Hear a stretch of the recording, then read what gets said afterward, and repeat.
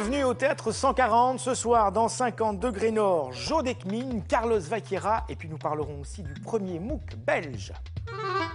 Un jour, pourquoi pas?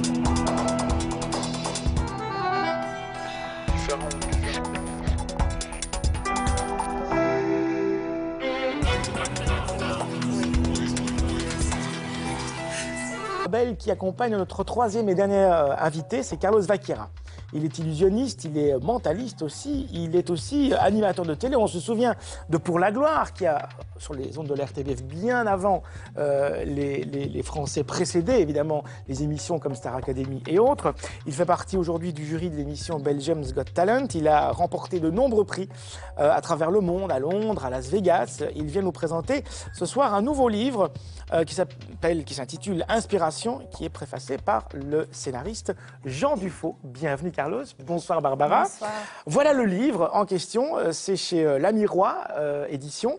Alors Inspiration, préfacé par Jean Dufaux, je l'ai dit, c'est pas du tout un bouquin sur la magie, c'est pas du tout un bouquin sur l'illusion ou sur la faculté d'être humain. L'illusion un peu. Ouais. Vous divisez le monde en deux grandes catégories, les ombres d'un côté, les magiciens de l'autre. Les ombres, c'est quoi? Les ombres, ce sont les personnes en fait qui pensent avoir un libre arbitre sur leur existence, alors qu'ils n'en ont pas. Ils ont l'illusion d'un certain pouvoir. En fait, ils sont manipulés par les autres. Et les magiciens, ce sont des personnes qui maîtrisent mieux leur vie, ouais, et qui apportent, à mon sens, du bonheur aux autres. Alors, il faut bien s'entendre. On parle ici de monsieur et madame tout le monde. Ah, bien sûr, il y a ceux qui ne contrôlent plus. De faire des trucs comme vous, non, avec des cartes, non. On n'est pas obligé. Voilà. Moi, je pense par exemple ceux qui contrôlent leur vie, ceux qui ne contrôlent plus leur vie. Pourquoi est-ce qu'on ne contrôle plus sa vie? Mais parce que alors, un exemple, hein, je suis employé. Et puis, je reçois un avancement, c'est-à-dire que je vais avoir un poste un peu plus important, ce qui sous-entend que je vais devoir travailler plus, ce qui sous-entend que j'aurai un peu plus d'argent donc pour acheter, par exemple, une plus belle maison. Mais ça veut dire que je vais faire un prêt, ça veut dire aussi que j'ai l'illusion d'avoir une certaine liberté, parce que j'ai une vie un peu plus confortable, mais en fait, je passe beaucoup moins de temps avec ma famille, avec les vraies valeurs de la vie. C'est une question de comportement ? C'est une question de...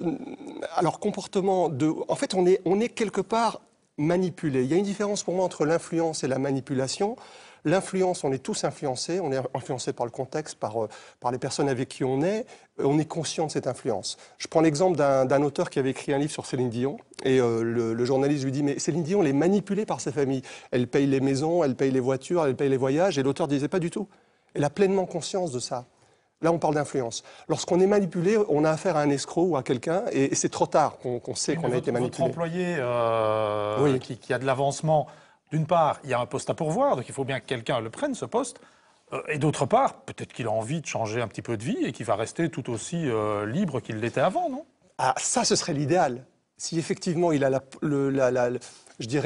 possibilité de gagner plus d'argent tout en ayant cette balance, cet équilibre entre sa vie professionnelle et sa vie privée, fantastique. Mais dans la plupart des cas, non. Et dans la plupart des cas, aujourd'hui, dans la société dans laquelle nous sommes, c'est une société de compétition. Ouais. Au lieu d'être une société d'esprit collectif. Alors justement, ce qui est drôle, c'est que... Alors vous parlez, vous donnez des petits conseils comme ça sur l'amour, le bonheur, sur l'humour, comment utiliser l'humour finalement, parce que c'est mieux qu'un médicament, c'est de rigoler un certain nombre de minutes par jour, sur l'amitié, sur le changement, sur le moment juste, etc. Moi, parfois, quand j'ai lu certaines de vos pages avec intérêt, je me suis dit, mais... Le piège, c'est qu'il y a beaucoup de sociétés, de grandes boîtes, comme on les appelle aujourd'hui, qui utilisent les mêmes mots, les mêmes conseils, pour justement générer du profit et pour finalement que leurs magiciens redeviennent des ombres. Je prends un exemple, s'adapter ou mourir. C'est une des phrases que vous Tout à fait, que vous citez. Une phrase de DRH. Et c'est une vraie, c'est une phrase de DRH. Oui. Comment reconnaître finalement le vrai magicien du faux magicien? À partir du moment où on est influencé par l'autre, on a conscience de ça. C'est une question de sincérité. Mais il est évident qu'on va être magicien de son existence, c'est très compliqué. Et de ne pas être victime du système. On peut très bien travailler dans une boîte sans être victime non plus du système. En ayant conscience. En ayant conscience du système. Mais on doit s'adapter. Pourquoi? Parce que si on ne s'adapte pas, on est rejeté.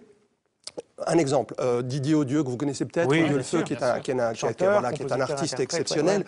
À un moment donné, il avait un producteur en France. Il avait écrit une chanson qui s'intitulait Aimez-moi avant que je devienne une star. Ce type avait un potentiel exceptionnel, c'était le nouveau Brel pour moi. À un moment donné, il n'a pas voulu être manipulé par le système Ouais. et il est parti. Mais s'il avait accepté ce système, aujourd'hui, il serait certainement quelqu'un de très populaire, Ouais. avec ce que ça peut engendrer comme bénéfice financier, etc. Ouais, voilà, donc c'est préfacé par Jean Dufaux, hein, scénariste bien connu. Ça s'appelle donc Inspiration. Avec chaque fois, il y a aussi des pages Inspiration avec Des contes. des contes, Ouais. parce que c'est très influencé, je dirais, par tous les contes asiatiques ou du moins Tout à fait, orientaux. tout à fait. Vous êtes vraiment imprégné par ça? Je suis imprégné par ça parce que depuis 32 ans, je pratique les arts martiaux et donc j'ai effectivement des maîtres japonais. Et il y a une partie, par exemple, du Japon que j'adore. Il faut savoir, par exemple, au Japon, lorsque vous devenez un artisan, un vieil artisan, donc quelqu'un qui a une certaine sagesse, une certaine connaissance, vous devenez trésor national. C'est-à-dire que l'État vous octroie de l'argent pour transmettre vos connaissances. Aujourd'hui, nous, dans notre société occidentale, lorsqu'on est effectivement vieux, on est mis à très l'écart. retraité. Eh ben voilà. Et c'est triste. Donc je pense que ce qui serait intéressant, c'est de prendre Voilà. des valeurs qui sont des valeurs humaines. Ouais. Oui. Et maintenant que je vous vois et que je vous entends parler comme ça, vous avez un petit côté Yoda, je trouve aussi. Ah bon? Mais vous parlez encore à l'endroit. D'accord, oui, tant mieux. Voilà. C'est donc le livre de Carlos Vaquera, Inspiration au pluriel, préfacé par Jean Dufaux. Et c'est chez Lamirois, c'est quelqu'un qui publie beaucoup, qui est un petit éditeur, mais qui bosse pas mal et qui édite pas mal de gens. On va terminer cette émission avec vous, Barbara, et avec le futur. Voilà. Le futur, Tout à fait. Wow is now, quand le futur s'expose, et ça s'expose dans un lieu qui a préfiguré le futur, qui est l'Atomium. Voilà, c'est une exposition qui aborde la thématique de l'innovation en répondant à toute une série de questions. D'abord, c'est quoi l'innovation? Quand innove-t-on? Pourquoi innove-t-on? Quels sont ceux qui innovent? C'est assez intéressant parce que j'ai appris qu'il ne suffit pas d'inventer un nouveau concept pour innover.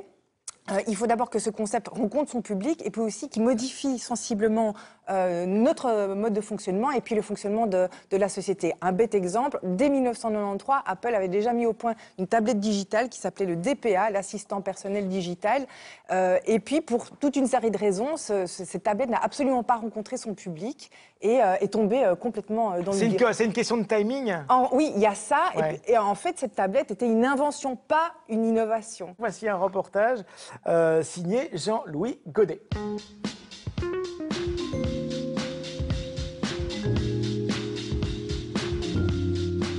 Wow is Now, c'est une exposition sur l'histoire de l'innovation, sur ce que c'est que l'innovation. L'innovation, ce n'est pas de la création, ce n'est pas de l'invention, c'est quelque chose de particulier. Et donc, on interroge ce concept d'innovation aujourd'hui à travers une série de questions, de grandes questions qui sont qui innove, quand innove-t-on, où innove-t-on, pourquoi innove-t-on.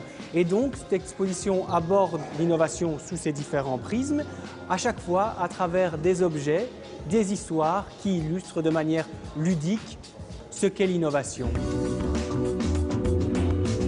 Après toute cette série de grandes questions, qui innove, où innove-t-on, on s'interroge sur ce que sont les innovations d'aujourd'hui et qu'est-ce qu'elles donneront demain à travers 4 focus, dont un focus sur l'imprimante 3D ou le drone, cet avion sans pilote. En Belgique, on n'est pas très nationaliste, mais il allait de soi qu'on allait mettre en avant Zénobgramme et la dynamo et l'électricité. Et dans l'exposition, on expose la première dynamo de Zénobgramme.